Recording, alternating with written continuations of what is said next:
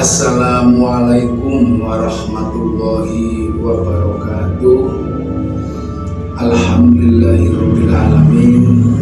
Wassalatu wassalamu ala asrofil anbiya'i wal mursalin Sayyidina wa maulana Muhammadin wa ala alihi wa sahbihi ajmain. Salam rahayu, salam sejahtera untuk kita semuanya. Salam, Om Swastiastu, Namo Buddhaya, salam kebajikan, Wedang Widya. Masih bersama saya Mbah Roto dengan mengulas kembali uraian-uraian ilmiah tinggi tentang metodologi metafisika tasawuf eksakta ilmiah. Sering kita dengar kalimat bertakwalah.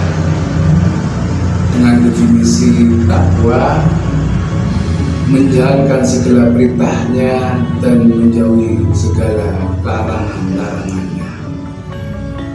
Jadi inilah definisi takwa secara umum yang sering kita dengarkan dalam suatu majelis atau ketika khotib membacakan khutbah. Yang ini mesti kita praktekkan. Bagaimanakah caranya praktek agar kita bisa bertakwa? Karena mindset orang itu sangat berbeda-beda. Kebanyakan bertakwa itu konotasinya semua perbuatan yang baik-baik menurut sendiri masing-masing. Kemudian menjauhi segala larangannya itu pun sama menurut pendapatnya masing-masing. Itu yang dianggapnya secara umum adalah bertakwa. Jadi yang menurutnya buruk dianggapnya telah menjauhi larangannya. Kemudian yang menurut dirinya baik itu telah menjalankan ketakwaannya. Padahal di suatu ayat mengatakannya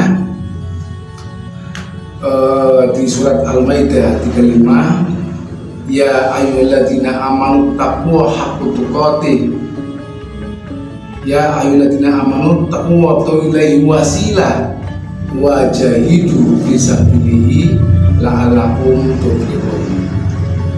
Wahai orang-orang yang beriman, carilah wasilah, jalan agar engkau bisa bertakwa ke hadirat Allah atau mendekatkan diri ke hadirat Allah. Kemudian setelah bertemu dengan wasilah, berjuanglah dengan penuh kesungguhan dan penuh pengorbanan agar engkau masuk dalam golongan orang-orang yang beruntung.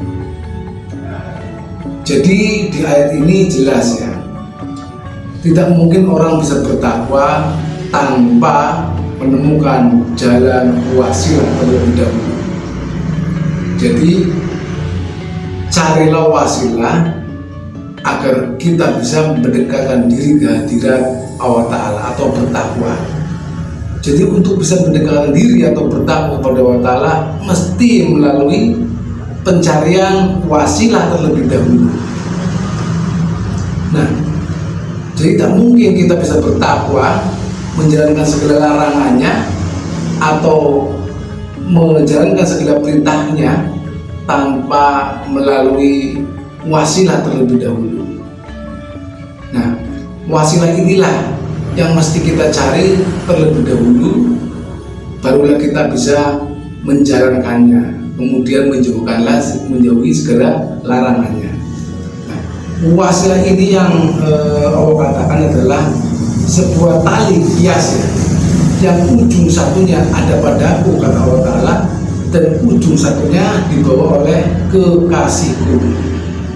Jadi wasilah ini adalah tali kodim, hubungan antara manusia dengan Allah Ta'ala yang maha kodim, yang disebut adalah nurun ala nur, yahdilahu linurihi mayasa. Jadi tali wasilah ini yang disebut dengan nur ini ada pada manusia yang membawanya. Jadi wasilah itu ada dibaliknya seorang manusia yang dikehendaki oleh Allah Ta'ala.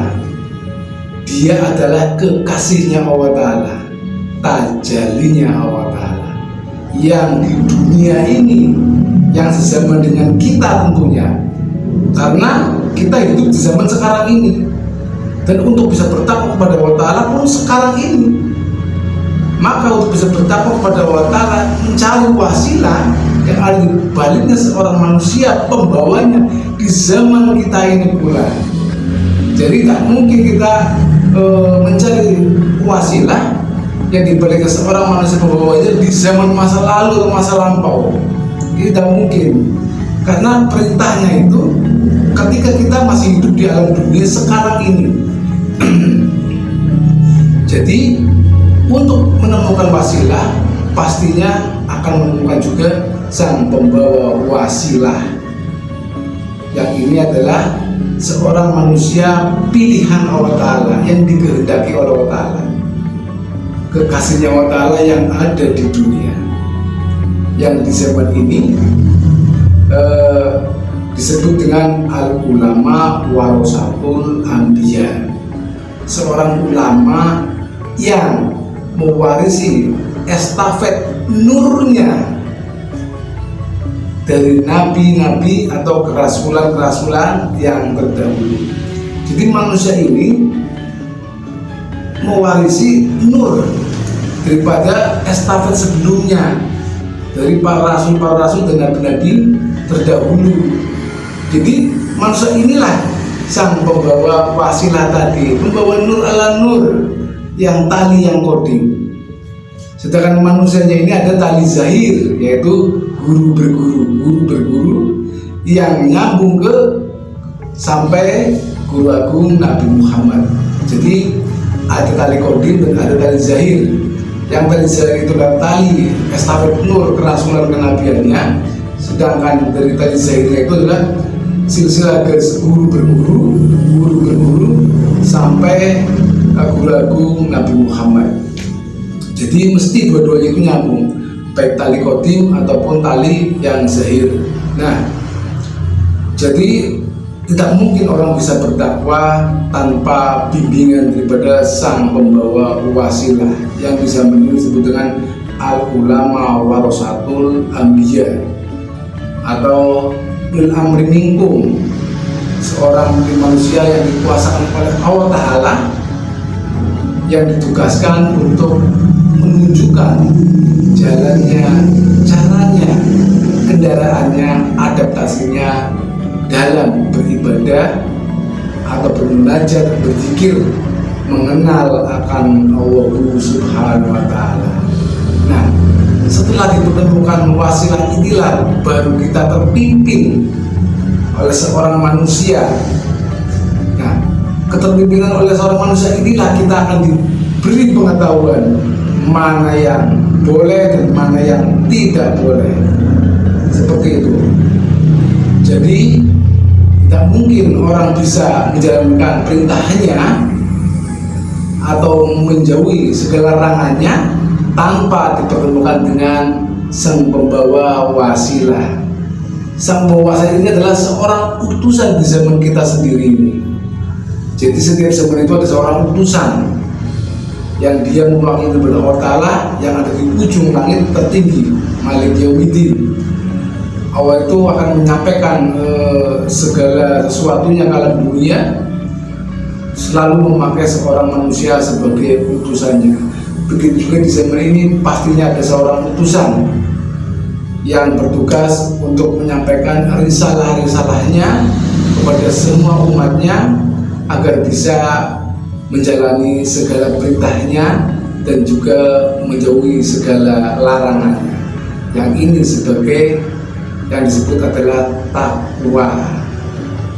Jadi takwa itu bukan sekedar menjalankan yang baik-baik kemudian meninggalkan buruk-buruk, bukan. Tetapi takwa itu terpimpin oleh ulil amri minkum, seorang utusan di zaman itu sendiri, yaitu al ulama warasatul anbiya, sebagai tali zahir di dunia ini. Yang tali kodimnya adalah walia mursida. Yang ini dulunya adalah Rasulullah.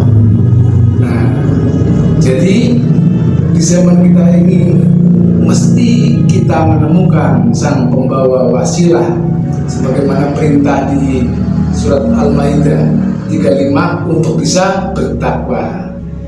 Ya ayyuhalladzina amanu haqqa tuqatih, bertakwalah kau wahai orang-orang yang beriman. Nah, jadi untuk bisa bertakwa carilah wasilah terlebih dahulu yang ada di baliknya sang pembawa wasilah, yaitu ulil amri minkum, seorang pemimpin manusia yang dikuasai oleh Allah Ta'ala untuk menentukan jalannya, caranya, kendaraannya, adaptasinya dalam berzikir, beribadah kehadiran Allah Subhanahu wa Ta'ala. Demikian ya. Jadi takwa itu bukan sekedar kita mengerjakan yang baik-baik menurut pendapat kita masing-masing, ataupun menjauhi larangannya menurut pendapat kita masing-masing. Karena sebagian besar itu para pendakwa itu hanya menyampaikan kerjakanlah perintahnya dan jauhilah larangannya, sedangkan kita nggak ngerti apa perintahnya dan apa larangannya. Karena larangan Allah Ta'ala ke dunia ini ada yang memberitahu, yaitu apa? Yang memberitahu larangan dan perintahnya adalah utusannya tadi. Ini boleh, ini tidak boleh. Nah, itu adalah utusannya yang mewakili Allah Ta'ala di dunia ini.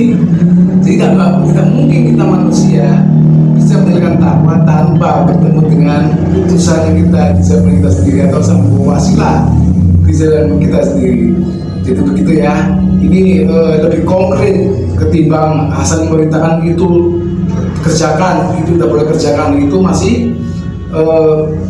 spekulasi. Tetapi kalau terpimpin oleh ulil amri minkum atau seorang pemimpin manusia di zamanmu sendiri yang dia adalah utusannya Allah Ta'ala di sini, maka sama saja kita telah bertakwa, menjaga segala perintahnya dan menjauhi segala larangannya melalui seorang pembawa wasilah di zaman kita sendiri, yaitu ulil amri minkum. Demikian yang kami sampaikan pada kali ini. Mudah-mudahan kita dipertemukan dengan sang pembawa wasilah di zaman kita sendiri agar kita bisa bertakwa kehadirat Allah Ta'ala. Salam rahayu, salam sejahtera untuk semuanya. Mudah-mudahan kita semua selalu dimudahkan perjalanan ruhani kita. Salam kerukunan rahmat beragama, salam kebangkitan agama tauhid, salam kebajikan. Ini adalah tentang praktek ilmu tarekat Naqsabandiyah Khawatirin Nusantara. Illahi anta maksudi wa ridha. Wassalamualaikum warahmatullahi wabarakatuh.